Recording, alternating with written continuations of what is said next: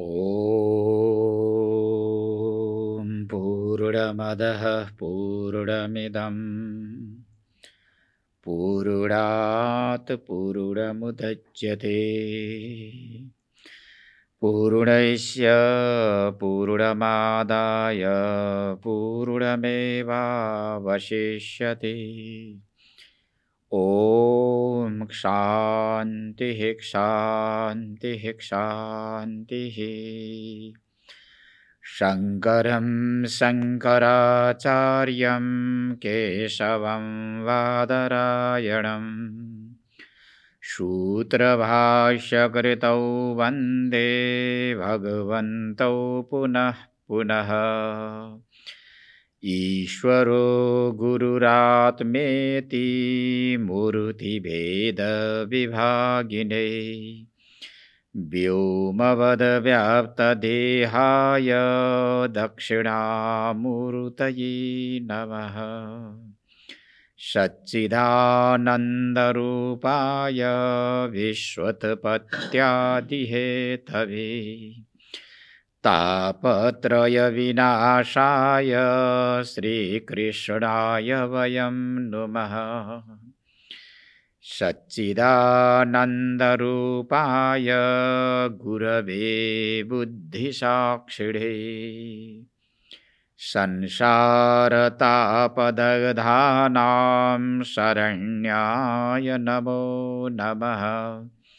ॐ शान्तिः शान्तिः शान्तिः। गृहीत्वापीन्द्रियैरर्थान् यो न द्वेष्टि न हृष्यति विष्णुर्मायामिदं पश्यन् स वै भागवतोत्तमः। देहेन्द्रियप्राणमनोधियां यो जन्माप्ययक्षुद्भयतर्षकृच्छ्रैः संसारधर्मैरविमुह्यमानः स्मृत्या हरिर्भागवत प्रधानः। न कामकर्मबीजानां यस्य चेतसि सम्भवः वासुदेवैकनिलयः स वै भागवतोत्तमः। न यस्य जन्मकर्मभ्यां न वर्णाश्रमजातिभिः सज्जतेऽस्मिन्नहं भावो देहे वै स हरिः प्रियः।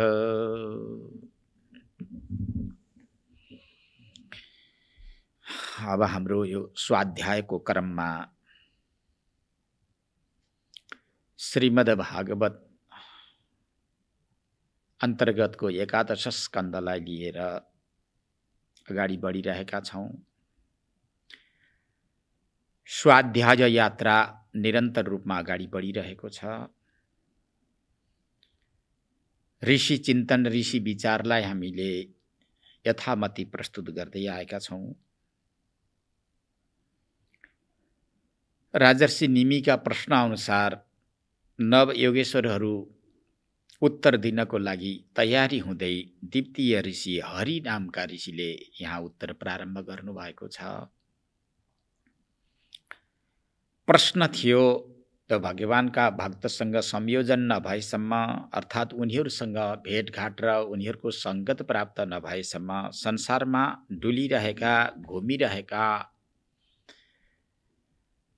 आफ्नो असली रूपलाई प्राप्त गर्न नसक्नुको कारणले गर्दा भड्किरहेका जीवको कल्याण र उपकार अर्थात् उद्धार हुँदो रहेनछ भन्ने यो निश्चय भयो। भगवान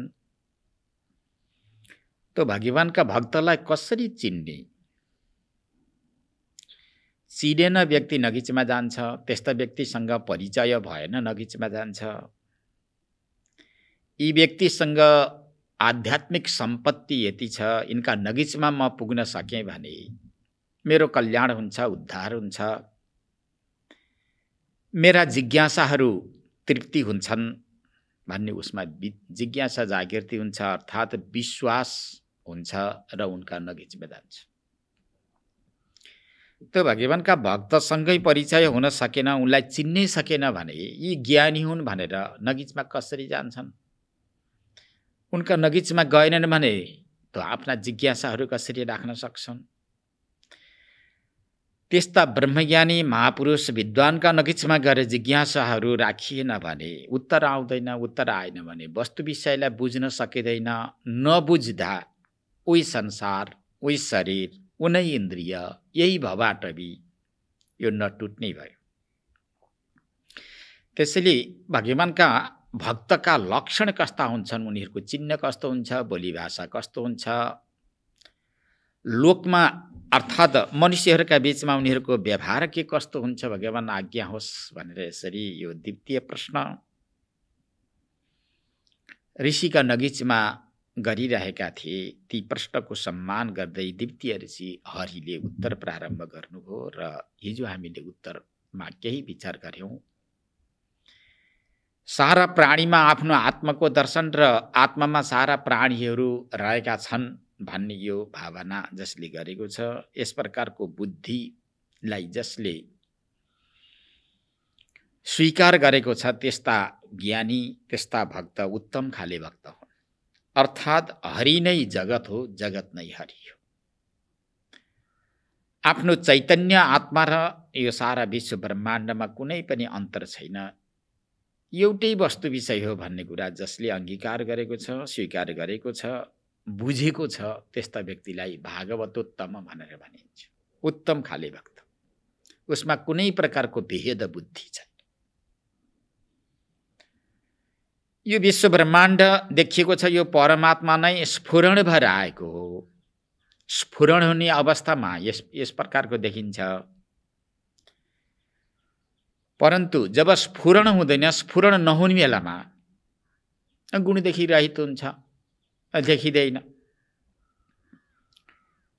एउटै परमात्मा कहिले सगुण रूपमा आउँछ र त्यही परमात्मा निर्गुण पनि हुन्छ। सगुण र निर्गुणमा कुनै प्रकारको भेद भिन्नता छैन भनेर सन्त तुलसीदासले पनि आफ्नो ग्रन्थमा उल्लेख गर्नुभएको छ। सारा ऋषिमुनि महर्षिहरूले उद्गार सुनाएका छन्, अर्थात् आफ्नो अनुभूति सुनाएका छन् भक्तहरूलाई। त त्यस्तै भावमा जो रहेका छन् त यिनलाई उत्तम खाले भक्त भनेर भनिन्छ भने मध्यम खाले भक्तमा अलिकति भेद रहन्छ, थोरै भेद उपासना हुन्छ। ईश्वरमा प्रेम, भक्तहरूमा मैत्री, अज्ञानीहरूमा कृपा, जसले धर्म, संस्कृति, संस्कार, मातापिता, गुरुको निन्दा गरेका छन्, यस्ता व्यक्तिहरूसँग उनीहरूको उपेक्षा रहन्छ। यद्यपि व्यवहारिक पक्षमा यो एकदमै राम्रो कुरा हो। सिधै मोक्ष वा आत्मज्ञानलाई लिएर यिनीहरू यो कोटिका वा यसरी उपासना गर्ने व्यक्तिलाई मध्यम कोटिमा राखे तापनि व्यवहारिक पक्षमा लिएर हेर्दा यो एकदमै उचित देखिन्छ। ईश्वरमा एकदमै ठुलो प्रेम र भक्ति, भक्तहरूसँग मैत्री, मित्रता राम्रो कुरा हो। जो संसारमा लुटपुट भएका छन्, स्वजन, परजन, स्वार्थ, परमार्थ यो केही जान्दैनन्, मोक्ष जान्दैनन्, बन्धन पनि जान्दैनन् र यसरी सामान्यतया विमूढ अवस्थामा रहेका यी भक्तहरूप्रति कृपा, यिनीहरूलाई भक्तिको उपदेश गर्नुपर्छ, परमात्मासँग सम्बन्ध उपस्थापित गरिदिनुपर्छ। जबसम्म यिनीहरूको सम्बन्ध परम प्रेमास्पद प्रभुसँग हुँदैन, तबसम्म यिनले छुटाउन चाहेको दुःखलाई छुटाउन सक्दैन।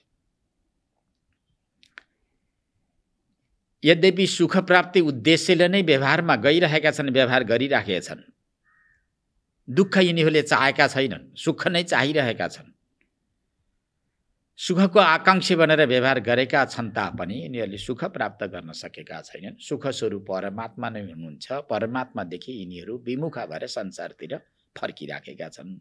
यिनीहरूलाई अब सनै सनै परमात्मातिर अभिमुख गराइदिनु पर्दछ भन्ने यस प्रकारको भावना र कृपा भयो भने उनीहरूको पनि उद्धार हुन्छ, कल्याण हुन्छ र त्यस्ता अज्ञानीप्रति दया यो पनि राम्रो कुरा हो। मनुष्योचित व्यवहार हो।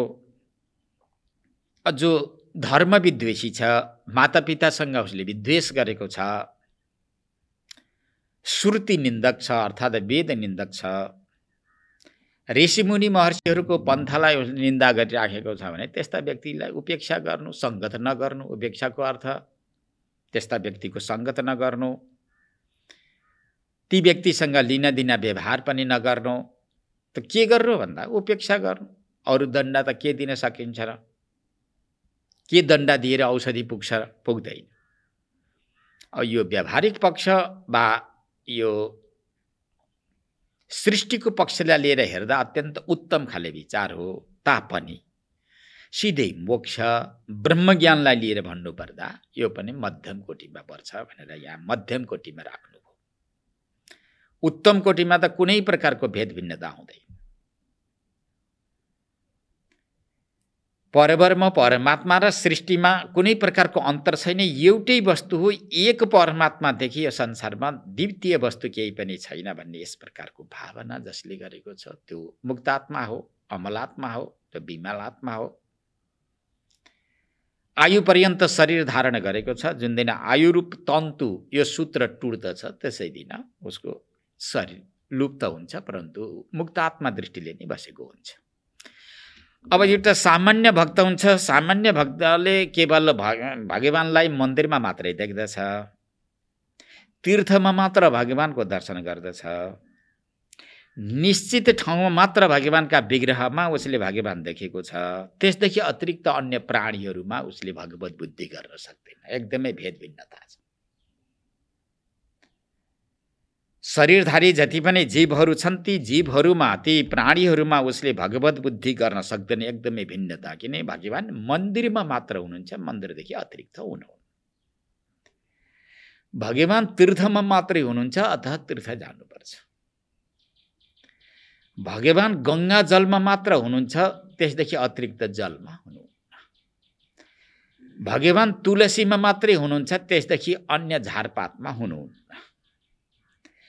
भगवान बरपिपल वृक्षमा मात्र हुनुहुन्छ र पूजा गर्नुपर्छ, त्यसदेखि अतिरिक्त वृक्षमा हुनुहुन्न भन्ने भावनाले तिरस्कार गर्दछ। भगवान सालग्राम र शिवलिङ्गमा मात्र हुनुहुन्छ, त्यसदेखि अतिरिक्त पत्थरमा हुनुहुन्न, ढुङ्गामा हुनुहुन्न, शिलामा हुनुहुन्न भन्ने भावना गर्दछ। त यो के त भन्दा ज्यादै भेदोपासना, एकदेशीय मात्र उपासना भएकोले यसलाई नास्तिक भन्न मिल्दैन। र यो प्राकृत भनेको सामान्य भक्त हो। नास्तिक व्यक्ति पहिला सामान्य भक्त बन्नुपर्छ, जसले अहिलेसम्म धर्मको स्वरूपलाई जान्न सकेन।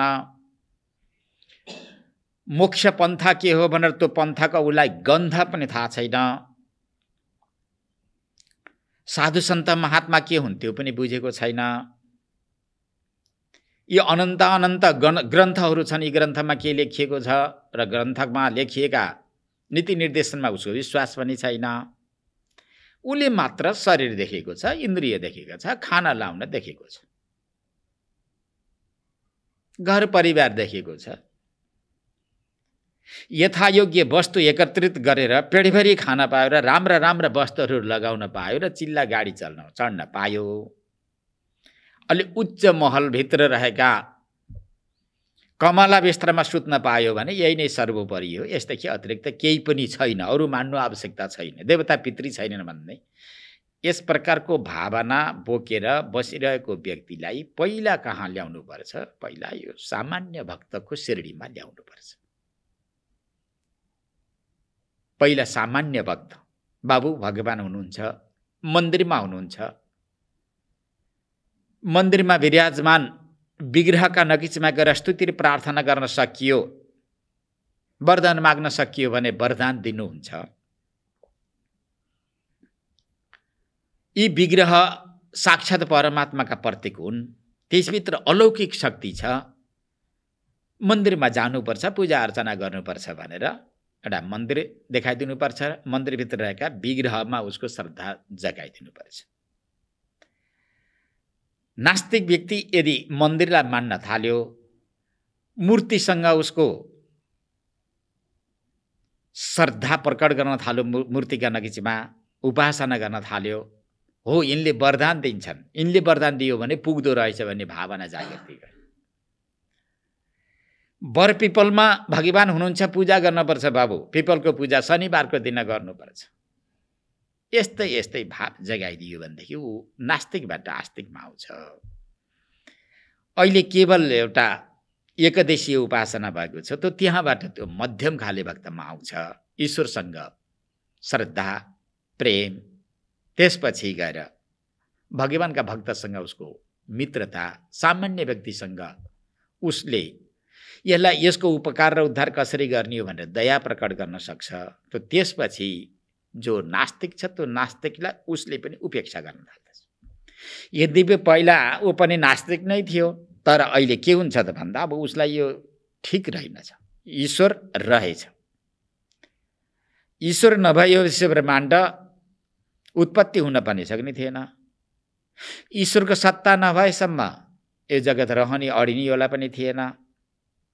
कुनै दिन यसको उपसंहार हुन्छ, कहाँ गएर हुन्छ, कुनै न कुनै अब पेटारीमा त जानु पर्यो, कुनै न कुनै स्थानमा त जानु पर्यो। यी सबै कुरा चिन्तन गर्दै जान्छ र यो मध्यम खाले हुन्छ।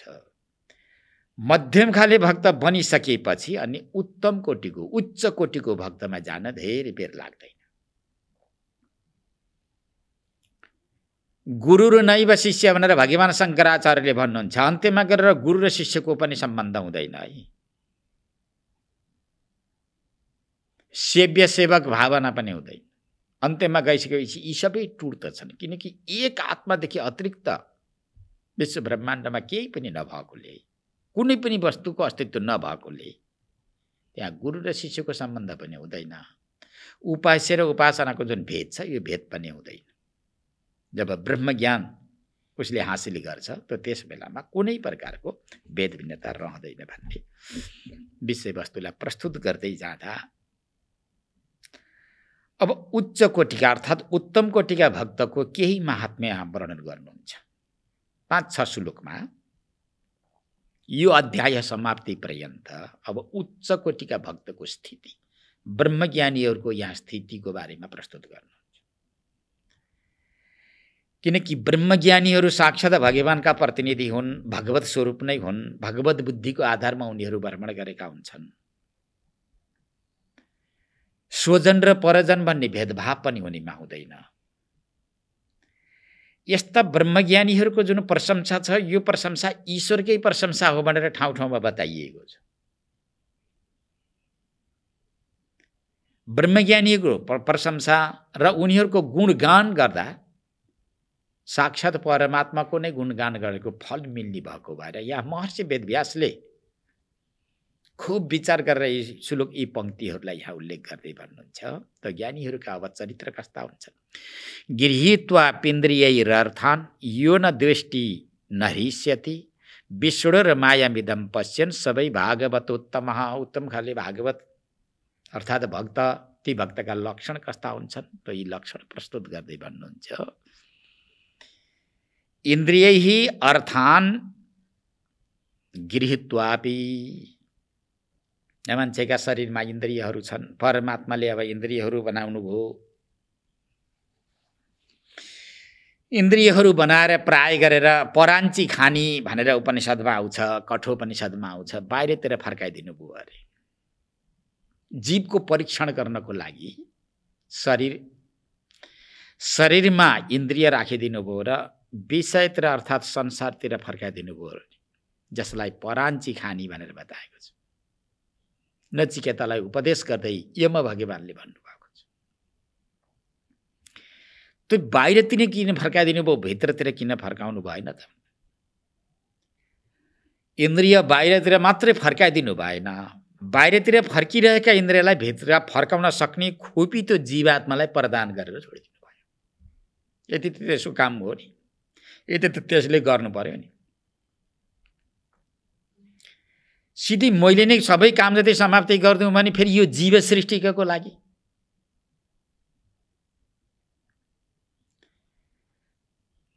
जो बहिर्मुखी इन्द्रियहरू छन्, यी बहिर्मुखी इन्द्रियहरूलाई विचारको आधारमा यसले अन्तर्मुखी बनाउन सक्छ भनेर बहिर्मुखी इन्द्रियलाई भित्रतिर फर्काउन सक्ने ताकत जीवात्मामा आरोपित गरिदिएर, प्रत्यारोपित गरिदिएर परमात्माले इन्द्रियहरू तयार गरिदिनु भयो। अब इन्द्रियहरू के भन्ने सन्दर्भमा हामीले धेरै विचार गर्दै आएका छौँ, चिन्तन गर्दै आएका छौँ, प्रस्तुत गर्दै आएका छौँ। मुख्यतः बहिरिन्द्रिय, बाहिरका इन्द्रिय 10 प्रकारका छन्। 5 ज्ञानेन्द्रिय र 5 कर्मेन्द्रिय। श्रोत्र, त्वक, चक्षु, रसना, घ्राण यी ज्ञानेन्द्रिय हुन्। वाक्, पाणी, पाद, पायु, उपस्थ यी कर्मेन्द्रिय हुन्। कर्मेन्द्रिय भनेको गर्ने, कर्म गर्ने इन्द्रियलाई कर्मेन्द्रिय भनिन्छ।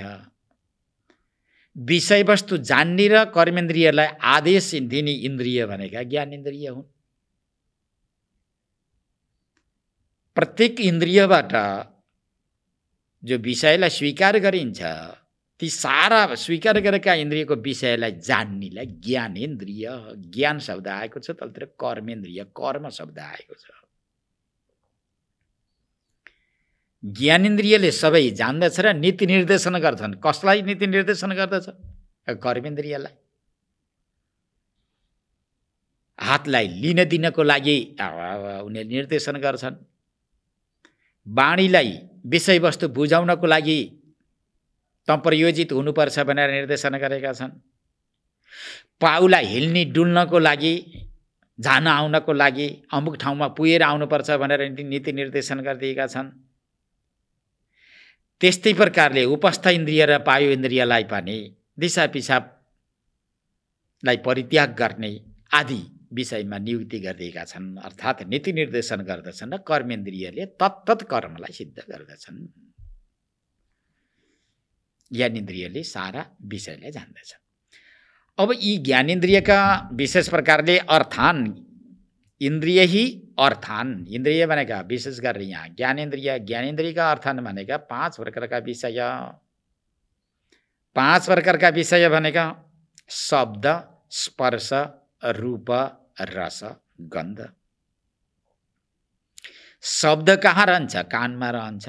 यो कुरा सबैलाई थाहा छ। केद्वारा सुनिन्छ भन्दाखेरि कानद्वारा सुनिन्छ। सुन्न पर्यो भने घ्राणेन्द्रिय, यो नाकको काम छ। तितो र मिठोको रसको यदि अनुभूति गर्न पर्यो भने कानको काम छैन, रसनेन्द्रिय नै चाहियो। जुन जुन विषयहरू छन् ती विषयहरूलाई, तत्तत् विषयलाई स्वीकार गर्नको लागि तत्तत् इन्द्रियहरू यहाँ तयार गरिएका छन्। जस्तो कानद्वारा शब्दकरण हुन्छ, यो सबैलाई थाहा छँदैछ। छालाद्वारा स्पर्शास्पर्शको ज्ञान हुन्छ। कमलो हो कि सारो हो कि नरम हो कि कडक के हो, यो छाला त्यो इन्द्रियको काम हो। आँखाको काम रूपको दर्शन, राम्रो नराम्रो, शुद्ध अशुद्ध, पवित्र अपवित्र, यो सारा दृश्य जगत सुन्दर असुन्दर सबैलाई देख्ने इन्द्रिय भनेको नेत्रेन्द्रिय भयो, आँखाहरू भए। त्यस्तै प्रकारले अब घ्राणेन्द्रिय छ। नाकद्वारा सुगन्ध दुर्गन्ध थाहा हुन्छ। यो सुगन्ध छ वा दुर्गन्ध छ के हो, यो सबै जान्नको लागि घ्राणेन्द्रिय छ। तितो मिठो, राम्रो नराम्रो के कस्तो छ, यो सबैको ज्ञान रसेन्द्रियद्वारा हुन्छ। र त्यसैले यी 5 प्रकारका ज्ञानेन्द्रियका 5 प्रकारका विषय परमात्माले तयारी गरेर राखिएको छ। अब यी इन्द्रिय 5 छन् र 5 इन्द्रियका 5 प्रकारका विषयहरू छन्। यी 5 प्रकारका विषयहरूलाई गृहीत्वा अपि स्वीकार गरेर पनि, यद्यपि अष्टावक्र गीतामा विषयान विषवत् त्यज भनेर भन्नुभएको छ। मुक्तिमिच्छसि चेत्तात विषयान विषवत् त्यज। राजर्षि जनकलाई सङ्केत गर्दै, अर्थात् उपदेश प्रारम्भ गर्दै प्रारम्भिक उपदेशमा नै भन्नुभएको छ, यदि तिमीलाई मोक्ष चाहिएको छ भने भगवान मोक्ष चाहिएको छ, अब गर्नु छैन, संसारतिर जानु छ। म राजा हुँ, विषयको उपभोग गरेँ, विषयको उपभोग गरेर कदापि तृप्तिभित्र आउँदो रहेनछ, यथार्थ मैले अनुभव गरेँ। अब मलाई मोक्ष चाहियो। के हो त्यो मोक्ष भनेको? बाबु तिमीलाई मोक्ष चाहिएको हो भने एउटा नियम पालना गर्नुपर्छ है। जुनै पनि वस्तुलाई यदि स्वीकार गर्नु छ वा कोही नयाँ ठाउँमा गइएको छ, नयाँ कार्य प्रारम्भ गर्नु छ भने त्यसको एउटा विधि हुन्छ, शिष्टाचार हुन्छ, स्थिति हुन्छ, त्यो नियम हुन्छ, त्यसलाई पालना गर्नुपर्ने हुन्छ। यदि तिमीलाई मोक्ष नै चाहिएको हो भने एउटा नियम अन्तर्गत रहनुपर्छ। त्यस्तो नियम के होला भगवान? विषयान विषवत् त्यज। विषयान भनेका यिनै शब्द स्पर्श रूप रस गन्ध, यही अन्तर्गत सारा विश्व ब्रह्माण्ड आउँछ। कि त सुन्ने वस्तु नै छ यो सृष्टिमा? मायालाई निमित्त बनाएर परब्रह्म परमात्माले सारा विश्व ब्रह्माण्डको रचना गर्नुभएको छ, परन्तु ती सारा विश्व ब्रह्माण्डमा रचित पदार्थ, ती पदार्थको ज्ञान जति ल्याएर 5वटा इन्द्रियमा सीमित बनाइदिनु भएको छ। या त यो सृष्टिमा शब्द नै छ। शब्द अनेक प्रकारका हुन्छन्, राम्रो नराम्रो, कर्कश, हितकारक अहितकारक। प्रत्येक व्यक्तिले प्रयोग गर्दाखेरि त्यसमा भेद भिन्नता होला। यहाँ शब्द त शब्द नै हो। या त परमात्माले स्पर्शास्पर्शको ज्ञान गर्ने विषय यति बनाइदिएको छ, ज्ञान गर्ने इन्द्रिय बनाएको छ, र स्पर्शास्पर्श सारा बाहिरतिर व्यवहार विषय तयार गरेको छ। आँखाद्वारा देखिने सारा विश्व ब्रह्माण्डका वस्तु पदार्थहरू तयार गरेको छ रूप। यसदेखि बाहिर अरू केही पनि छैन। यस्तै 5 ज्ञान इन्द्रियका 5 प्रकारका व्यवहार विषय तयार गरेर राखिदिएको छ। यो सृष्टि पुरा एउटा पुञ्जीभूत भएर 5 इन्द्रियभित्र प्रविष्ट गरेको छ। त भन्नुहुन्छ विषयान विषवत् त्यज। ऋषि अष्टावक्र उपदेश गर्दै हुनुहुन्छ, बाबु तिमीलाई मोक्ष नै चाहिएको भने एउटा पद्धतिले अपनाउनु पर्छ। त्यो नियमलाई तिमीले अक्षरशः पालन गर्नुपर्ने हुन्छ। छातीमा हात राखेर पालन गर्नुपर्ने हुन्छ। त्यो पालन नगर्दा के हुन्छ?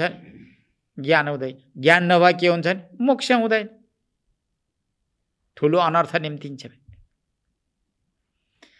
अब त्यसलाई कसरी परित्याग्न? विधिवत भनेर भन्नुहुन्छ। विधिवत विष जस्तो ठानेर विषयलाई परित्याग गर्नुपर्छ भनेर भन्नु। अब विषय त यिनै हुन्। के यिनी पुरैलाई परित्याग गरेर बस्न सकिन्छ? त्यो नदेखेर, नसुनेर, नखाएर। यी सारा वस्तुलाई प्रयोगै नगरिकन के बाँच्न सकिन्छ त? विषयम विषवत् त्यज। यो विषय जतिलाई कस्तो ठान त? विष जस्तो ठान छोयो त विषले मारिदिन्छ। विषको काम के हो? हताहत गरिदिनु, नाश गरिदिनु, मारिदिनु। अनि त्यसपछि के गर्ने त? क्षेमार जबम दया तोष सत्यम पीयूष भज। क्षमा भाव आओस्, सरल भाव आओस्, दया भाव आओस्, सन्तोष आओस्, सत्य मनसा कर्मण वाचन, त्यो सत्य रूपी जुन एउटा मन्त्र छ, जुन व्रत छ, त्यो व्रतले सदैव वर्ण गरिरहोस्। यी सबैलाई अमृत जस्तो ठानेर स्वीकार गर्नुपर्छ, तब मात्र मोक्ष हुन्छ भनेर अष्टावक्र गीतामा ऋषि अष्टावक्रले राजर्षि जनकको जिज्ञासा अनुसार उपदेश गर्नुभएको छ। अब यहाँ पनि योगीश्वर हरिले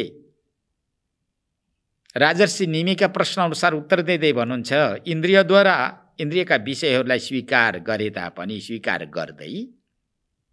गरेको छ त न द्वेष्टि, कसैसँग न उसले विद्वेष गर्दछ। यो विषयवस्तु राम्रो छैन भनेर उसले न निन्दा गर्छ, न ईर्ष्यति भनेको कुनै वस्तु पदार्थ प्राप्त गरू अत्यन्त प्रसन्न हुन्छ। इन्द्रियद्वारा विषयको उपभोग गरेर गर्दा गर्दै कुनै प्राणीसँग विद्वेष पनि गर्दैन, कुनै अनुकूलको वस्तु पदार्थ प्राप्त गरे नैर्ष्यति भनेको प्रसन्नता भन्ने हुँदैन। यो ठुलो विषय हो, जस्तो तस्तो होइन। यो त क्षुराको धार हो। शब्द प्रयोग गर्दा यद्यपि सामान्य छ, न द्वेष्टि न हृष्यति भनेर भन्नुहुन्छ। इन्द्रियद्वारा विषयको उपभोग गर्दा पनि कुनै प्रिय र अप्रिय वस्तुमा उसले विद्वेष पनि गर्दैन र उसलाई अब राम्रो भनेर उसले स्वीकार पनि गर्दैन। न उसको हृदय प्रसन्न हुन्छ, न उसको हृदयमा विद्वेष भावना जागृत हुन्छ। इदम विश्वम, यो सारा विश्व ब्रह्माण्डकै त भन्दा विष्णु र माया, यो सारा विष्णुको माया विस्तार हो। विष्णुको माया नै यो विस्तार भएको छ। यो एउटा मायाको पुञ्ज हो। यो सृष्टि संसारमा अमूल्य निधि केही पनि छैन। यो मायाको एउटा विस्तार। माया भनेर त्यसैलाई भनिन्छ अविचार कालमा एकदमै सत्यवत प्रतीयमान भएको विचार कालमा कुनै पनि वस्तु पदार्थ अर्थात् गन्ध हुँदै नभएको वस्तुको नाम हो माया। जबसम्म जीवमा अज्ञान रहन्छ, अबोध अवस्था रहन्छ, तबसम्म एकदमै सत्यवत प्रतीयमान एकदमै सत्य भएको, असत्य यसलाई कसैले पनि भन्न सक्दैन। जुन समयमा बोध हुन्छ, ज्ञान हुन्छ, जाग्दछ, उत्तिष्ठत जागृत प्राप्य वरान् निबोधत भनेर जसरी उपनिषदले भन्छन्, त त्यस्तै प्रकारले जाग्यो, उठ्यो। जाग्नु उठ्नु भनेको शास्त्रमा जाग्नु, शास्त्रमा उठ्नु, विचारमा उठ्नु, यसलाई भनिएको।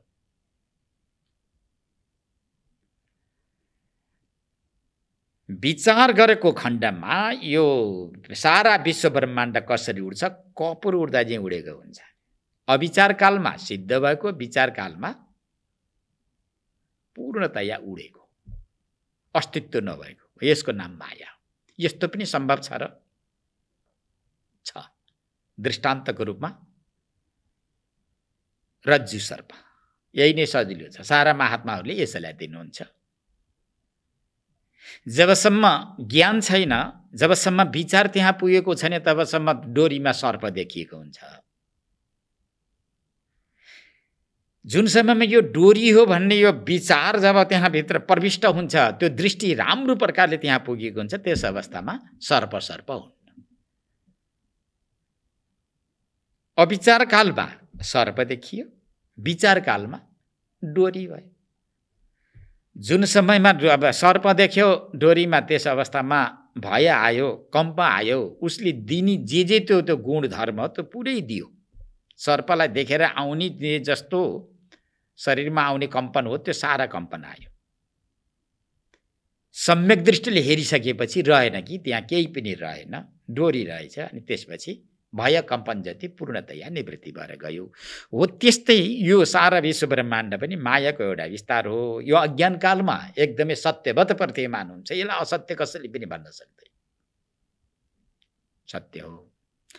जुन समयमा ज्ञान उत्पत्ति हुन्छ, बोधको उत्पत्ति हुन्छ, त्यस अवस्थामा यो कपुर उड्दा नै उड्दछ, यसलाई कसैले पनि सत्य मान्दैनन्। त यी कहाँबाट थाहा हुन्छ भन्दा यी पौराणिक जो राजर्षिहरू छन् त्यो त्यहाँबाट नि थाहा हुन्छ। राजा पृथु, प्रियव्रत, राजपाटलाई उनीहरू सम्हाले बसे, प्रजाका मालिक भए, श्रीपेच लगाए, गद्दीमा बसे। के व्यवहार? सारा व्यवहार गरे उनीहरूले। कुनै व्यवहारमा कमी कमजोरी रह्यो, कमी कमजोरी रह्यो। अब कुनै दिन उनको हृदयमा वैराग्य आयो, बोधले स्पर्श गर्यो। बोधले स्पर्श गरिसकेपछि, विवेकले स्पर्श गरिसकेपछि पुरा दुधका फेन जस्ता बिस्तरालाई परित्याग गरेर गए जङ्गलतिर। मान, सम्मान, प्रतिष्ठा, श्रीपेज, राजगद्दी, यदि यसले नै सत्य ठानेर बसेको भएदेखि त्यसलाई छोडेर जङ्गलमा किन जानु पर्थ्यो? ऋषिहरूका शरणमा किन जानु पर्थ्यो? ऋषिहरूका नगजमा गएर एउटा सामान्य सेवक जस्तो बनेर हात जोडेर अब म जस्ता व्यक्तिको उद्धार र उपकार गर्ने शास्त्रमा कुनै नियम पद्धति छ कि छैन भगवान भनेर ऋषिहरूलाई सोधिएको छ। त यहाँबाट थाहा हुन्छ कि यो बुझेको अवस्थामा, जानेको अवस्थामा कपुर उड्दा चाहिँ उड्छ।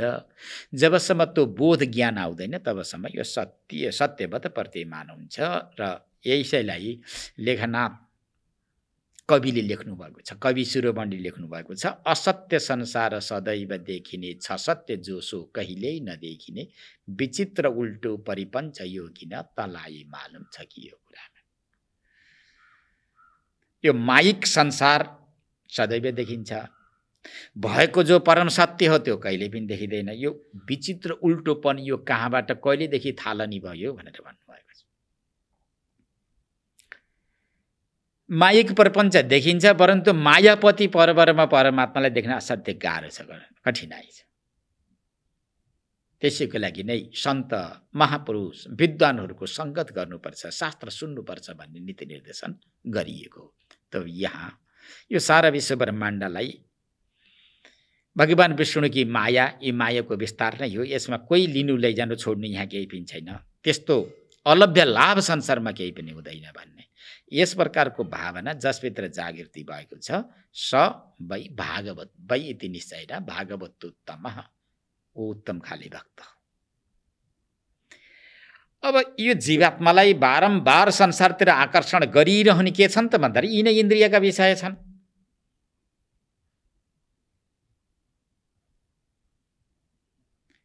इन्द्रियका विषय यति बलवान छन् कि जीवात्मालाई बारम्बार खिचिरहन्छन्। सुखस्वरूप आत्मा इन्द्रियका नगिचै बसेको छ, हृदयभित्र बसिरहेको छ, परन्तु आत्मातिर अभिमुख हुँदैन। किन हुँदैनन्? यही इन्द्रियले खिच्छन् संसारतिर। कुरङ्ग मातङ्ग पतङ्ग भृङ्ग मिना हता पञ्च भिरेव पञ्च भनेर बताउनु भएको छ। एउटा विषयका पक्षधर, एउटा विषयका पछाडि लाग्ने जीवले त पुरा आफ्नो जीवन पद्धतिलाई नै समाप्ति गरिदिए। कुरङ्ग भनेको मृग शब्दका पछाडि लाग्यो। सिकारीले कुत्ताको गलामा घन्टी झुन्ड्याइदिएर आफूले बाँडिएर उसका पछाडि हिँडिरहेको हुन्छ। त्यो कुत्ताका गलामा बजिरहेको जुन घन्टी छ त्यो घन्टीको आवाज उसलाई त अमृत जस्तो हुन्छ अरे मृगलाई। नगिच गएर सुन्न थाल्छ अरे। यो घन्टी कुत्ताका गलामा झुन्ड्याइएको घन्टी हो। कुत्ता मात्र होइन, कुत्ताका पछाडि यसको मालिक व्याधा पनि आएको छ। यदि यो शब्दका पछाडि परेँ भने, लागेँ भने मैले जीवन गुमाउनुपर्छ भनेर उसलाई ज्ञान भने शब्द त अमृत जस्तो भयो। नगिच गयो, उभिएर सुन्न थाल्यो। सिकारी कुत्ता गएर गला पक्र्यो, पछाडिमा व्याधा छ, बाण हान्यो। यह लीला समाप्ति भयो। शब्दका पछाडि लाग्दा एउटा मृगले आफ्नो जीवन नै छोडिदिनु पर्यो। स्पर्श भनेको हात्ती हो। स्पर्श प्रधान हुन्छ त्यो।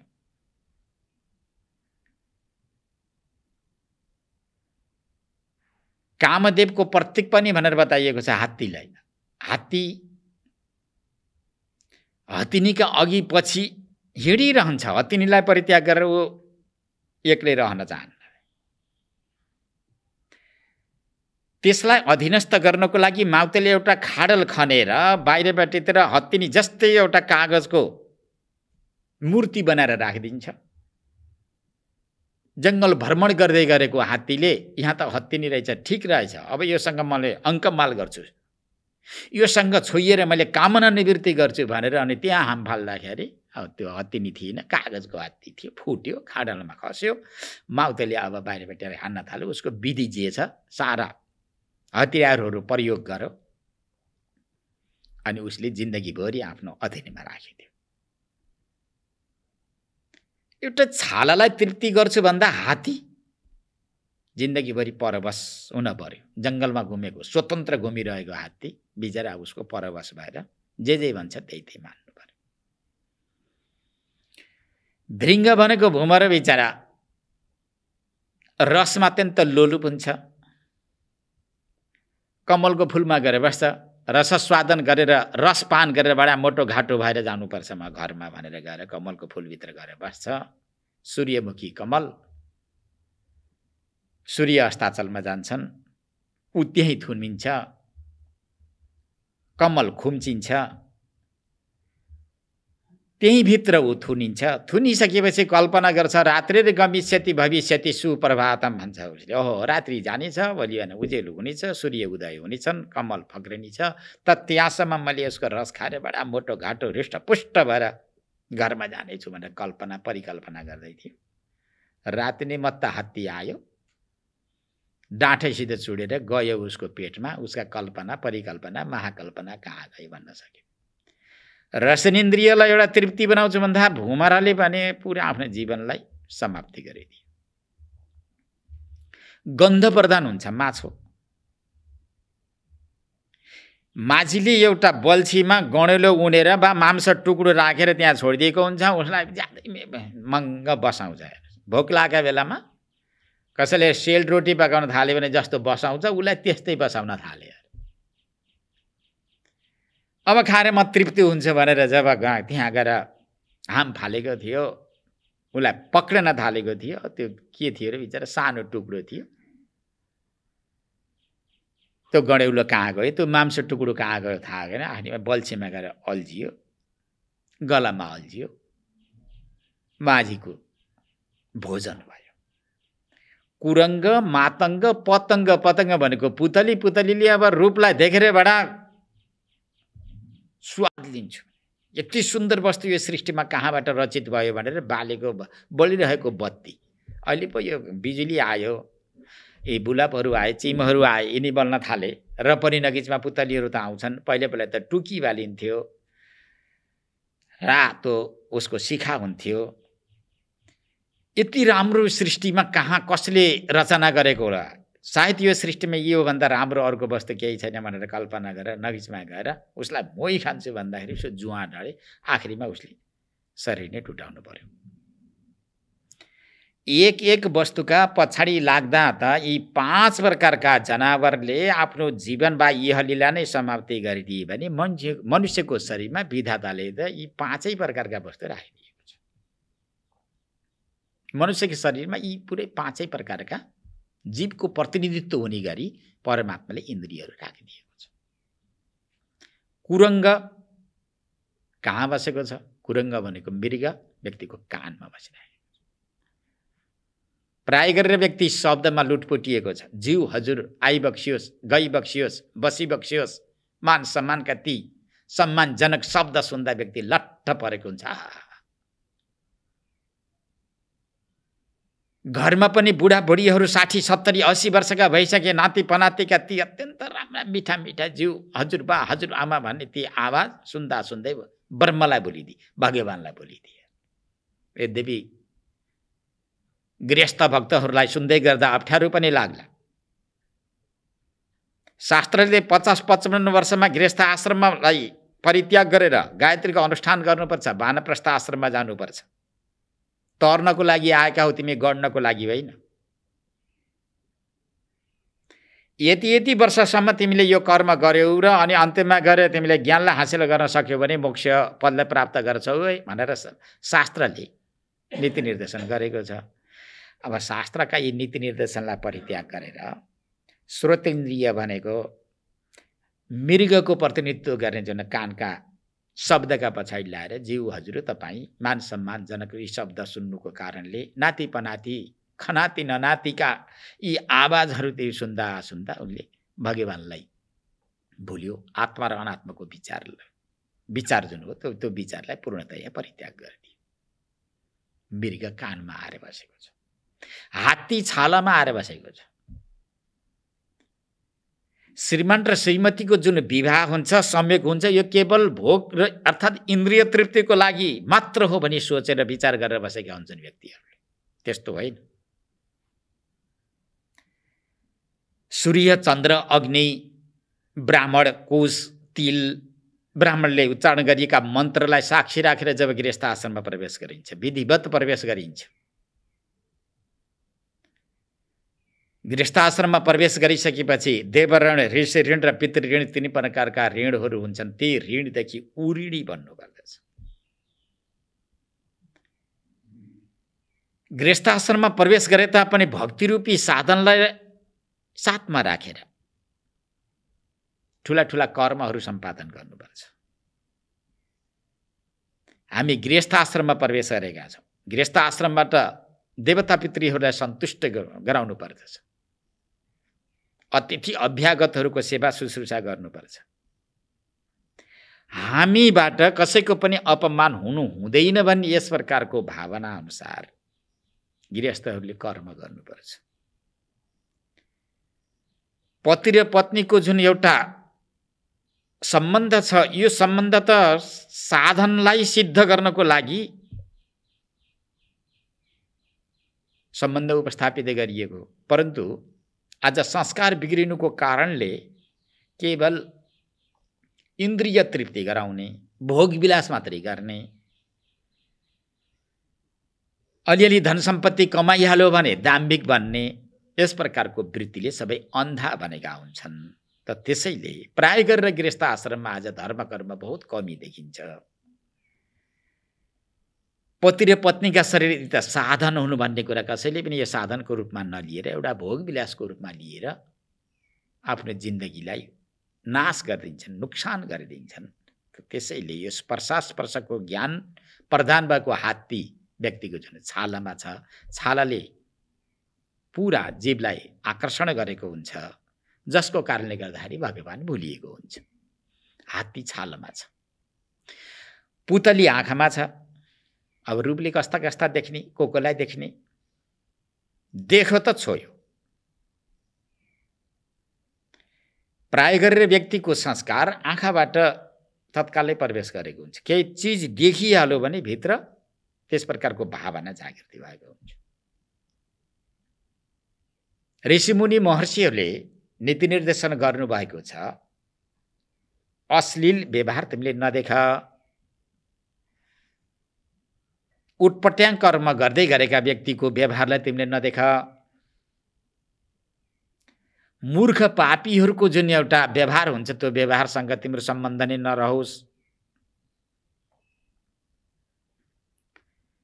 तिम्रो दृष्टिलाई तिमीले बचाएर राख है। त्यो दृष्टिबाट राम्रो र नराम्रो संस्कार धेरै छिटो प्रवेश गर्ने भएको भएर यो दृष्टिलाई तिमीले जोगाएर राख भनेर नीति निर्देशन गर्नुहुन्छ। पुतली आँखामा छ, रूपमा व्यक्ति अत्यन्त मस्त भएको हुन्छ, छाला मात्र देखेको हुन्छ।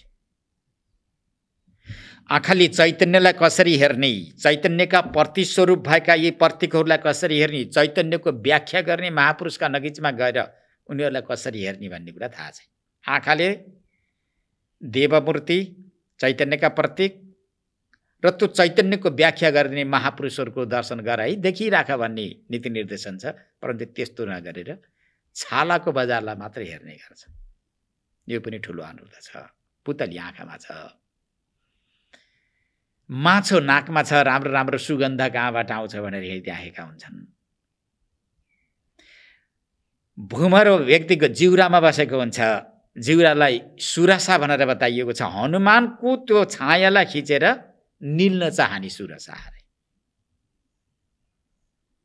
जिउराका बसमा परेका व्यक्तिले पथ्य के हो, अपथ्य के हो, भक्ष्य के हो, अभक्ष्य के हो, यो केही पनि जान्दैनन्। जिउराका बसमा परेका हुन्छन्। भक्ष्य भोज्य लैह चोइस यही वस्तुको मात्र उनीहरूले प्रशंसा गरेर बसेका हुन्छन्, मीमांसा गरेर बसेका हुन्छन्। बाबा यी शब्द स्पर्श रूप रस गन्धको त अर्कै काम छ। यो ज्ञानेन्द्रियको कानले भगवत चर्चा परिचर्चा श्रवण गर्ने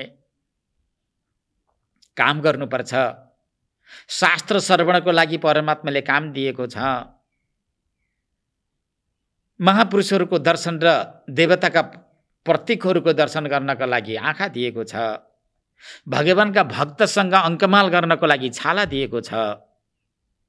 परमात्मामा अर्पण गरिएका तुलसीको गन्ध ग्रहण गर्नको लागि नासिका दिएको छ। परमात्मामा समर्पित भएर प्रसाद बनाइएको त्यो प्रसाद खानको लागि, रस खानको लागि जिह्वा बनाइदिएको छ।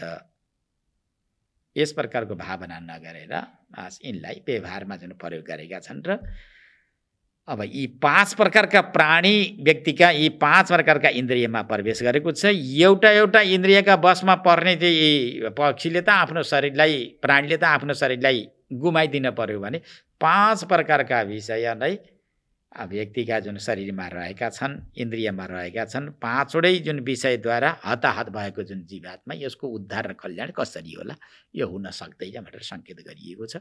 कुरङ्ग मातङ्ग पतङ्ग भृङ्ग मिना हता पञ्च भिरेव पञ्च एकः प्रमादिश कथम न हन्यते यह सेवते पञ्च भिरेव पञ्च। यी 5वटै विषयको सेवन गर्ने व्यक्ति कसरी बच्ला, कसरी जिउँदो रहला, कसरी त्यसले आफ्नो आत्माको उद्धार गर्न सक्ला, गर्न सक्दैन भन्ने सङ्केत यहाँ गर्नुभयो। त यहाँ सङ्केत के गर्नुहुन्छ त? विषयन विषवत त्यज भन्ने, विषयलाई विष जस्तै परित्याग गर भन्ने ऋषि अष्टावक्रको उपदेश के हो त भन्दा रागपूर्वक स्वीकार नगर। यस्ता शब्द स्पर्श रूप रस गन्धलाई स्वीकार गरे कि स्वीकार गरिएका यी विषयले हृदयमा गएर सद्भाव जागृति गराइदिन सकुन्, भगवत भक्ति आओस्, सेवा परोपकार गर्ने भावना जागृति भएर जाओस्।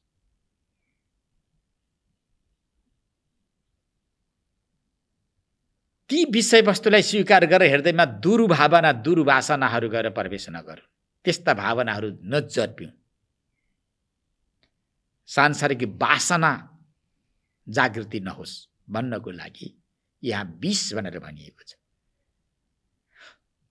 अहिलेको यो बाहिरको विषले बरु सेवन गर्यो भने एक जन्म मात्रै नाश गरिदिएला, यो विषयरूपी विषलाई सेवन गर्यो भने कति जन्मसम्म नाश गरिदिने हो थाहा छैन। त्यही भएर आजै अहिले नै विचार गरेर व्यक्ति अगाडि बढ्नुपर्छ भन्ने सङ्केत यहाँ गर्नुभयो। र यसले यति मात्र रोक्दैन कि कर्म गर्दै गर नगर, आँखा बन्द गरेर बस, सारा इन्द्रियहरूलाई खुम्चाएर बस भन्ने भनाइ पनि होइन। इन्द्रियद्वारा कर्म गरे तापनि गरिएका कर्म तिम्रा ती कर्महरू बन्धनको रूपमा परिणत नहुन्। ती कर्मले तिमीलाई मोक्षसम्म पुर्याइदियो, ज्ञानसम्म पुर्याइदियो। ती कर्मले ज्ञानसम्म पुर्याइदिनु पर्दछ। ज्ञानसम्म पुर्याइदिने भनेको के? चित्त शुद्धि भइसकेपछि ज्ञानसम्म पुर्याइदिन्छ अनि मोक्ष प्रदान गर्नको लागि ज्ञान समर्थ हुन्छ भन्ने सङ्केत यसमा गर्नु। अब कहाँ कसरी केमा नभुल्नु, के छन् त शरीरमा भनेर यहाँ इन्द्रियका विषयहरूलाई देखाउँदै अब यो 49औं श्लोकलाई यहाँ प्रारम्भ गर्दै भन्नुहुन्छ, देहेन्द्रिय प्राण मनो धियाम यो जन्मापेय क्षुद भयतर्ष कृच्छ्रैः संसार धर्म ही अभिमुह्यमान स्मृत्या हरेर भागवत प्रधान।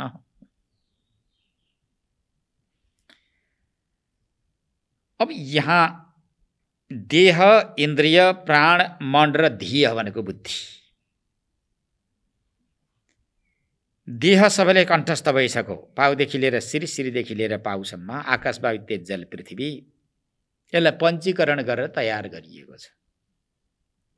पञ्चीकरण गरेर देह तयार भयो भने त्यसमा परमात्माले इन्द्रिय राखिदिएको छ।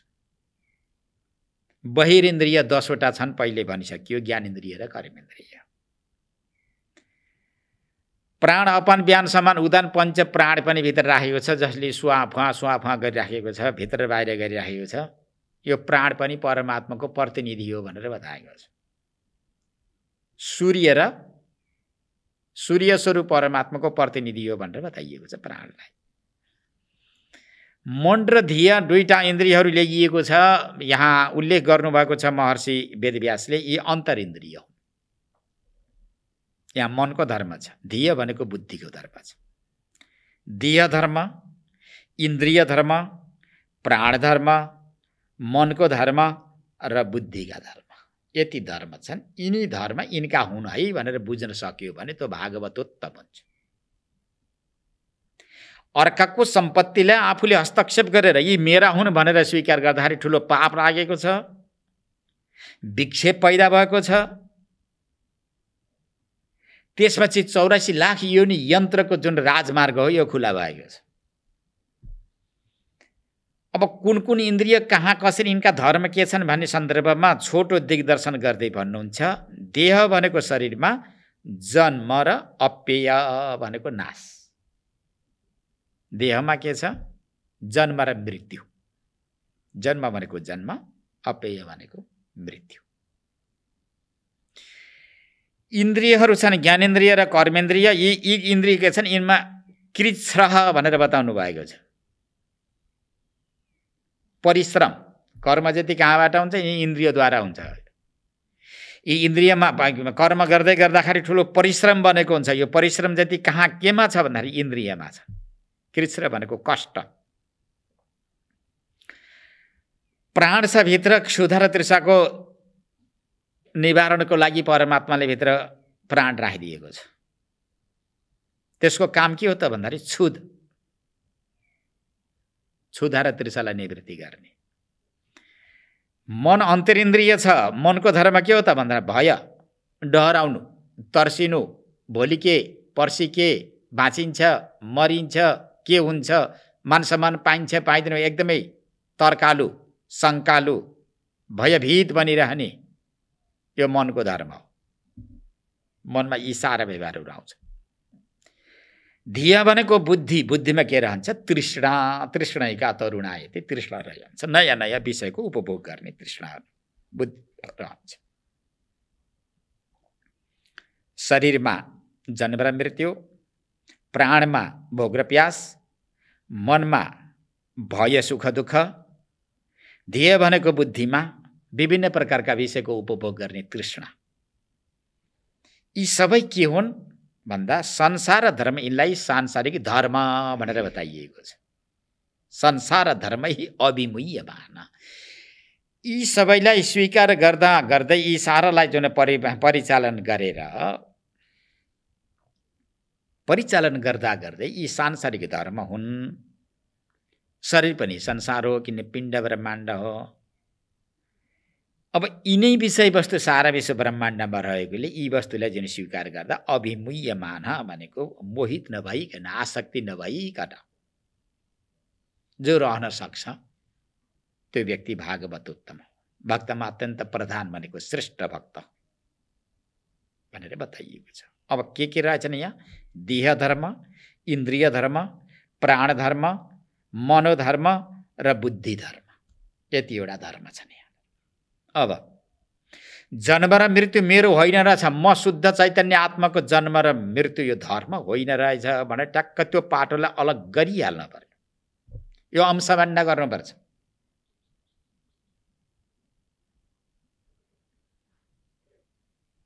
संसारमा 5 प्रकारका अंश छन् भनेर त वेदान्त शास्त्रले बताएको छ।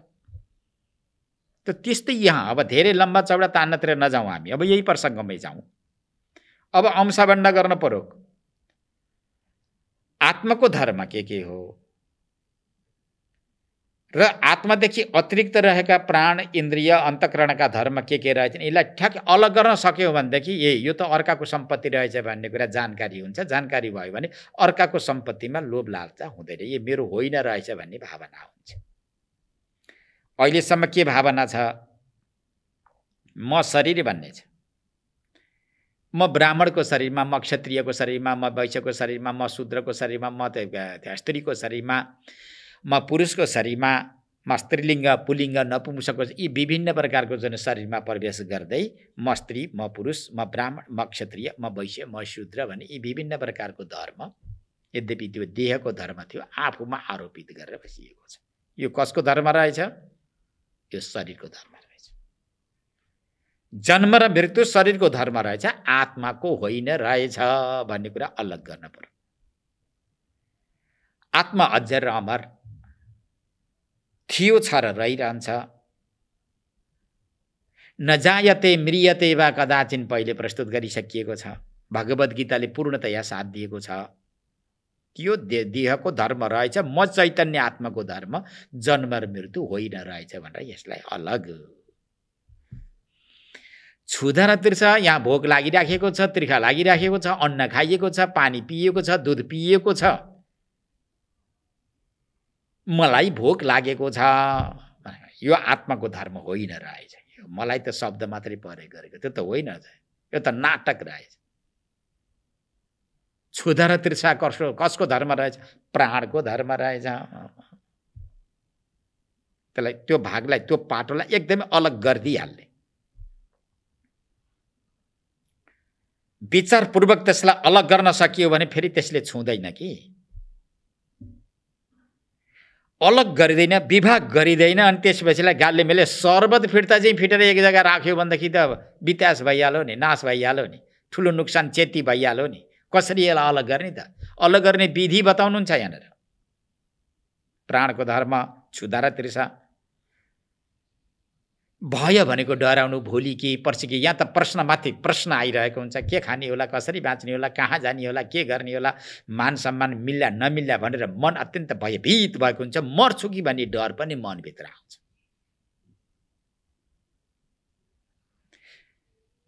सुख र दुःख, म सुखी, म दुःखी, बस्न मन लागेको छ, उठ्न मन लागेको छ, खान, ल बाबा विचार गर्दैछ मनलाई के लाउँदो रहेछ। जान मन लागेको छ, आउन मन लागेको छ, बस्न मन लागेको छ, खान मन लागेको छ, रुन मन लागेको छ, हाँस्न मन लागेको छ, दौडिन मन लागेको छ, पढ्न मन लागेको छ, निदाउन मन, के लाउँदो भयभरको त्यही मन न लाउँदो रहेछ। अरू के लाउँदो रहेछ? ल विचार गरौँ, आँखा बन्द गरेर विचार गरौँ के लाउँदो रहेछ। अरू के लाग्यो त? आत्मा लाग्यो?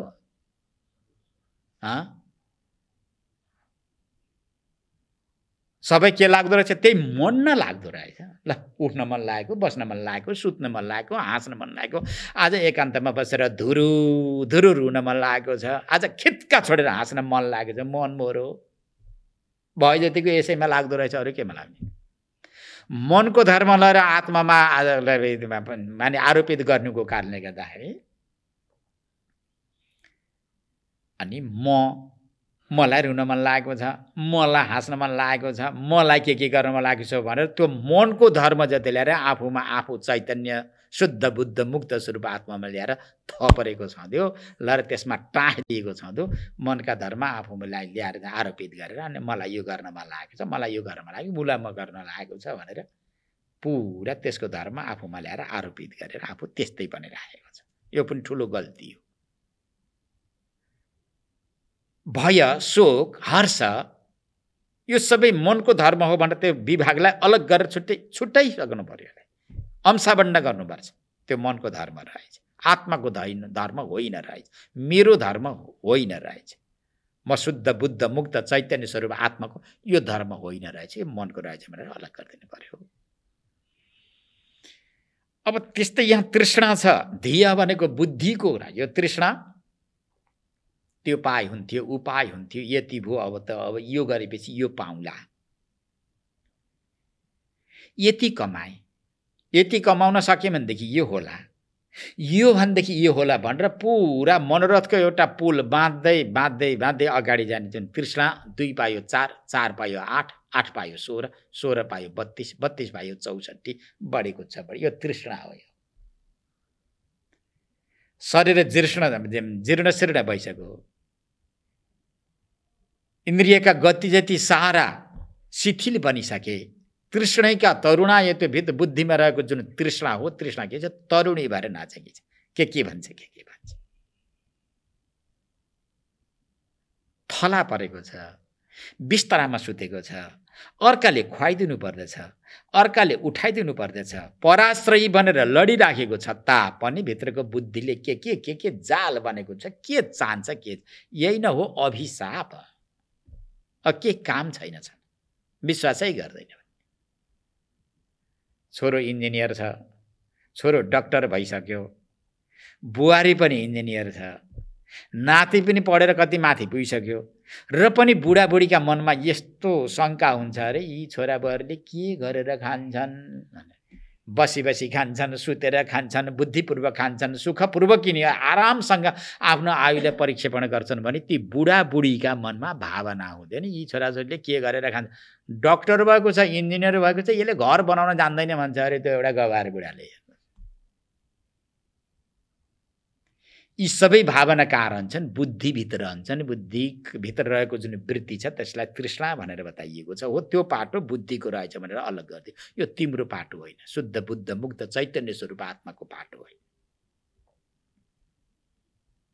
देह धर्म, इन्द्रिय धर्म, प्राण धर्म, मनोधर्म यी सबैलाई एकत्रित गर्दा संसार धर्म, यो त सांसारिक धर्म भनेर बताइएको छ। यी धर्मलाई स्वीकार गर्नु कसरी गर्नु? अभिमुह्यमान भनेको मोह र आसक्तिलाई परित्याग गरेर। शरीर छ, जन्म मृत्यु शरीरको धर्म, इन्द्रिय छन्, विषयको उपभोग गर्नुपर्छ, बुद्धि छ, यसलाई प्रयोग गर्नुपर्छ भनेर जानेर बाँच्न सक्यो भनेदेखि राम्रो भयो, नत्र भने ऊ बच्न सक्दैन। अब बच्नको लागि पनि त त्यसै त सकिँदैन नि, के को आधारमा बच्ने नि? जस्तो ठन्डी भयो भनेदेखि ठन्डीबाट बच्नको लागि कपडा न्यानो, स्वेटर चाहिन्छन्, कम्बलहरू चाहिन्छन्। न्यानो कपडाको आधारमा ठन्डीदेखि बचिन्छ। अचानक जङ्गलतिर गइयो, हिमपात भयो वा असिना पानी आउन थाल्यो भने ठुला वृक्षको आश्रयमा रहियो भनेदेखि त्यो असिनादेखि बच्न सकिन्छ, हिमपातदेखि बच्न सकिन्छ। निकै हावा लागेको रहेछ भनेदेखि एउटा कुनै ओडार कन्दरा केही भेटियो भने उसको आश्रयमा रहेर त्यो झन्झावातबाट बच्न सकिँदो रहेछ। उतैबाट सर्प मडारिँदै आएको छ, मुख उभाउँदै आइरहेको छ, यदि हातमा दण्डा रहेछ भने दण्डाको आधारमा सर्पदेखि बच्न सकिन्छ। काँडाले उता भएको जङ्गल रहेछ भने त्यहाँबाट ती काँडाबाट बच्न पर्यो भनेदेखि जुत्ता चप्पललाई प्रयोग गरियो भनेदेखि काँडाबाट बच्न एउटाको आश्रयले एक समस्यालाई समाधान गर्न सकिन्छ। त्यस्तै यहाँ देह धर्म, इन्द्रिय धर्म, प्राण धर्म, बुद्धि धर्म यी सांसारिक धर्म हुन्। यिनमा मोहदेखि रहित भएर यिनमा बस्नु पर्दछ, यी वस्तुलाई स्वीकार गर्नुपर्छ भन्ने के को आधारमा नि भनेर भनिएको थियो? हरेः स्मृत्या भने यो हो साधन। भगवान् हरि भगवान वासुदेव भगवान शङ्करको स्मरणले हे परब्रह्म परमात्मा हजुर शुद्ध बुद्ध मुक्त हुनुहुन्छ, मेरो आत्माको रूपमा भित्र बस्नुभएको छ, चैतन्यको रूपमा हजुर भित्र बस्नुभएको छ भनेर आत्मा चैतन्यको यदि स्मरण गर्न थाल्यो, उसको शरणमा गयो भने, उसको स्मरण गरेर उसको छहारीमा रह्यो भने ऊ व्यक्ति बच्न सक्छ, अभिमुह्यमान हुन सक्छ।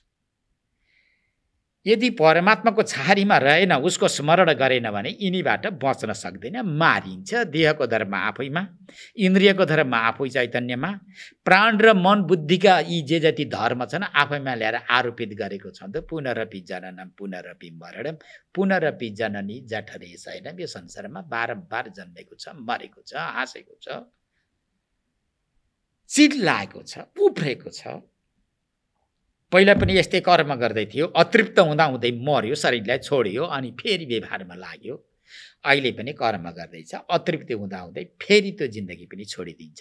अब त्यसको उद्धार र कल्याण हुने बाटो देखिँदैन। परमात्माको स्मरण हुँदै गयो भनेदेखि त्यो व्यक्ति बच्न सक्छ, यो सबैबाट बच्न सक्छ। यसरी जो बचेको छ त्यसलाई भागवतोत्तम भनिन्छ। यस्ता भागवतोत्तम भक्तमध्येका जुन श्रेष्ठ भक्त छन्, सायद ती भक्तहरूको अहिले मोक्ष भइसक्यो। न काम कर्म बीजानाम यस्य चेतसी सम्भव वासुदेवैक निलयः सबै भागवतोत्तम। 50औं श्लोक प्रारम्भ गर्दै भन्नुहुन्छ, काम कर्म बीजानाम यस्य चेतसी सम्भव न। ज्ञानी भक्त, उच्च कोटिको भक्त, मुक्तात्मा भक्त, यद्यपि देख्दा शरीरधारी छ, एउटा सामान्य व्यक्ति जस्तो देखिएको छ, भित्रको स्थितिलाई कसले जान्ने? जड भरत पनि मान्छे जस्तै हुनुहुन्थ्यो, सामान्य व्यक्ति जस्तै हुनुहुन्थ्यो। व्यवहार हेर्दाखेरि सामान्य एउटा मूर्खको जस्तो व्यवहार देखिन्थ्यो। बस्यो उठ्न जान्दैन, उठ्यो बस्न जान्दैन, बसिहाल्यो मिलाएर बस्न जान्दैन, ल्या खान थाल्यो खाने बेला मिलाएर खान जान्दैन। कतैबाट छोडिदिएको छ, जडव्रतले खाँदाखेरि कोही यता यो ओठबाट यताबाट छोडिदिएको छ, कोही यताबाट छोडिएको छ, कोही रियाल छोडिए जस्तो भएको छ, कोही शरीर कसैले कपडा लगाइदिइहाल्यो भने नि अब त्यो कहाँ कतै ती कपडा खुसेको काम थाहा थिएन। दुनियाँका आँखाले हेर्दा, विषयका आँखाले हेर्दा मूर्ख थिए, पागल थिए, अशिष्ट व्यक्ति थिए उनी, परन्तु भित्र त्यस्ता थिए। उनी शिष्ट थिए, सभ्य थिए, आत्मरति आत्मक्रीडा बनेको थियो। भित्र आफ्नो आत्मासँग सम्बन्ध उपस्थापित भइसकेको थियो, व्यवहार मिलेको थियो। लौकिक दृष्टिद्वारा कसरी कसी लाउने, कसरी यिनलाई अलग गर्ने, त्यहाँ यिनलाई अलग गर्न असम्भव थियो। त्यही पनि लक्षण, ज्ञानीले आफूलाई जति जोगाएर राख्छु भने पनि त्यो जोगिन सक्दैन। कुनै दिन कहीँ न कहीँ गएर अवश्य नै त्यो बाहिर देखिन्छ, कहीँ न कहीँ प्रकट हुन्छ। खरानी भित्रको आगो जस्तो छ, झरिलो भएर भित्र बसेको छ, तर बाहिरबाट छोपिएको छ खरानीले।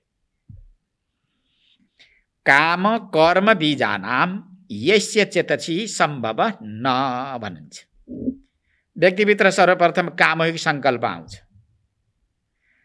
सङ्कल्प गरिहाल्यो भनेदेखि भोग इच्छा, त्यो वस्तुलाई भोग गर्ने इच्छा प्रकट हुन्छ। भोग गर्नको लागि फेरि कर्म प्रारम्भ हुन्छ, काम कर्म। त्यसलाई फेरि भोग गर्नको लागि त्यो कर्मको, बिना कर्म त त्यो वस्तु उपलब्ध हुँदैन, परिश्रम त गर्नु पर्यो, हात गोडाहरू चलाउनै पर्यो। कर्म गरिहाल्यो भनेदेखि अनि त्यो इच्छा गरेको वस्तु त्यो उसको हातमा आइपर्दछ र अनि भोग गर्न थाल्दछ। एकपटक उसले भोग गर्यो वा उसले स्पर्श गर्यो। काम भनेको एक चिज हुँदैन, नाना प्रकारका वस्तु पदार्थ हुन्छ उसका जीवनमा चाहिने पदार्थ।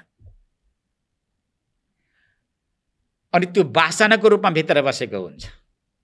पहिला काम, अनि त्यसपछि भोगेच्छा।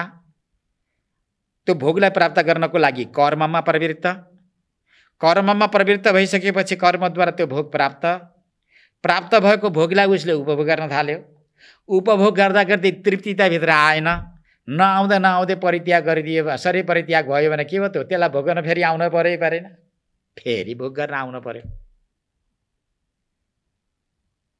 स्वकृत कर्म त चाहे जलभित्र जाऊ, चाहे आकाशमा उड, चाहे माटाभित्र बस, लाखौं लाख जन्मपछि गएर पनि भोग्नुपर्छ कि शास्त्रले भनेको ठिक हो, मूर्ख मनले भनेको ठिक होइन है, ख्याल गर्नु होला। मलाई त त्यस्तो त विश्वास छैन भने त्यो मूर्खलाई विश्वास नहोस् न। अपरिमार्जित बुद्धि जसले धारण गरेर बसेको छ त्यस्ता व्यक्तिको निर्णय के सर्वमान्य हुन्छ? त्यो सर्वमान्य कदापि हुँदैन। शास्त्रले जे भन्छ त्यो सर्वमान्य हुन्छ। शास्त्रमा कुनै प्रकारको पक्षपाती व्यवहार हुँदैन, पक्षपात शास्त्रमा हुँदैन। महापुरुषका दिव्य उपदेशमा पनि पक्षपात हुँदैन। पक्षपात भए जस्तो यदि कसैले सुन्दछ, ठान्दछ, मान्दछ भने त्यसको पाप अझै निवृत्ति भएको छैन, यति नै जान्नुपर्छ। विषय निरपेक्षित जो महापुरुषहरू हुन्छन्, महापुरुषमा पनि कुनै प्रकारको पक्षपात हुँदैन। शास्त्रका पनि को छ भान्जा ज्वाइँ आफ्नो पराय भन्ने को छ र शास्त्रको केही छ ताकि त्यसलाई भेदबुद्धि गरेर उपदेश गरोस्, छुट्टा छुट्टै बनिदियोस्, त्यस्तो हुँदैन। त्यसैले जसका अन्तःकरणमा पहिला काम छैन, काम वासना छैन, जसका हृदयमा इन्द्रियद्वारा विषयको उपभोग गरेर म तृतीय कृतार्थ हुन्छु भन्ने मान्यता छैन, त्यो भोग प्राप्तिको लागि फेरि कर्ममा प्रवृत्त गर्नु छैन। किनकि शब्द स्पर्श रूप रस गन्धलाई उसले विचार गरिसक्यो, विचारपूर्वक उसले इच्छालाई मारिदिएको छ। भित्रबाट इच्छालाई मारिदिएको छ भने 84 व्यञ्जन अगाडि आए पनि त्यसका जिउबाट पानी झर्दैन कि, पानी खस्दैन, विषयको स्वरूप बुझेको छ भने। जबसम्म विषयको स्वरूप बुझ्दैन, संसारको स्वरूप बुझ्दैन, व्यवहारको रूप यथार्थ बुझ्दैन, त्यो तबसम्म त्यो व्यक्तिको रियाल चुएको हुन्छ। विषयवस्तुलाई राम्रो बुझ्यो भने त्यसको चित्त त्यहाँ कदापि गर्दैन।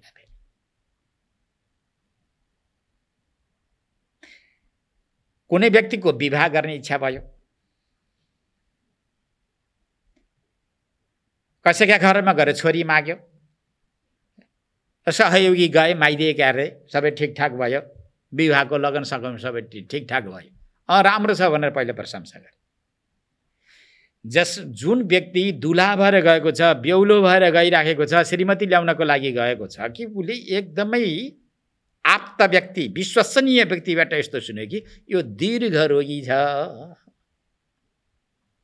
दीर्घ रोगी छ, यसका अङ्ग प्रत्यङ्ग पनि ठिक छैनन्, यस्ता यस्ता रोग छन् भनेर अत्यन्त विश्वसनीय आप्त व्यक्तिले त्यसलाई यदि भनिदियो भने त्यो व्यक्ति फेरि विवाह गर्नको लागि दुलो भनेर जान्छ श्रीमतीलाई ल्याउँदै ल्याउँदैन, ल्याउँदैन ल्याउँदैन भाइ।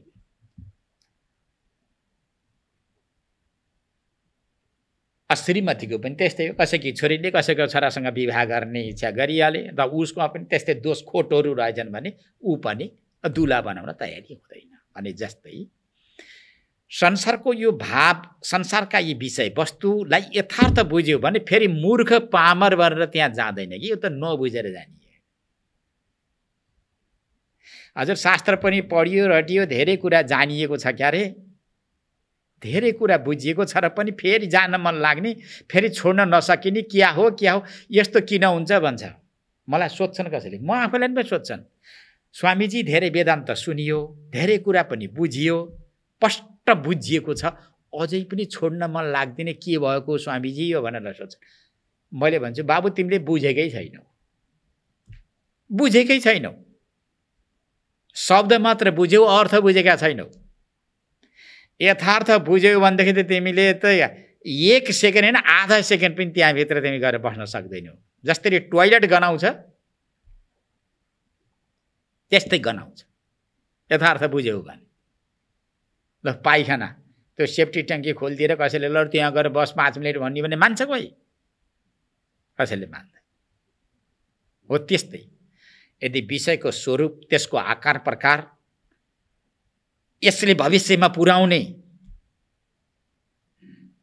क्षति, यसको विषयमा यदि हृदय त एकदमै मुटुबाटै यथार्थ बुझेको छ भने त्यो व्यक्ति आधा सेकेन्ड पनि त्यहाँ बस्दैन, अहिले चट फेरि के होला कसो होला भनेर उसले भन्दैन, शङ्का उपशङ्का केही पनि गर्दैन।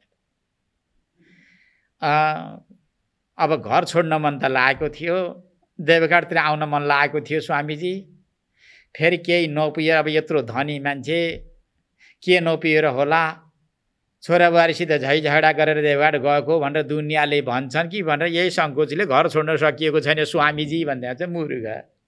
तैँले बुझेकै छैनस्, तैँले देवघाटलाई चिनेकै छैनस्, तैँले गायत्रीको उपासनालाई चिनेकै छैनस्। साधु महात्माका उपदेशमा कुन दम हुन्छ त्यो दमले के गरिदिन्छ भने तँलाई थाहा नै छैन।